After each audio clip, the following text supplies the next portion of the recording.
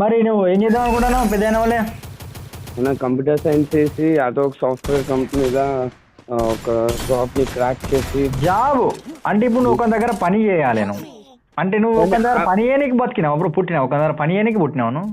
నేను నీకు ఇంకొకటి చెప్తానన్నా, అదో ఒక స్మార్ట్ అప్లికేషన్ మనం ఫైండ్ అవుట్ చేస్తే, మనం కనిపెడితే స్మార్ట్ అప్లికేషన్, వాడు మనకు కొనిచ్చే కూడా మన దగ్గర ఎత్తుక్కొని వచ్చి డిమాండ్ చేస్తాడు.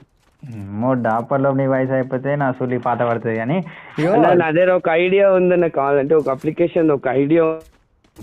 ఐడియా జియో, నా జియో కూడా ఉన్నది కానీ నేను చెప్పేది మీ గురించి మీ అమ్మ తిడుతుంది కదా నేను. అవ్వ అవ్వకి ఒకసారి మాట్లాడతా. అన్న అన్న అన్న అన్న ఎవరా? నాకు ఒక అమ్మ. అమ్మ అమ్మ మంచిగా ఉన్నావు అమ్మ? బాగుంటావా పోయా?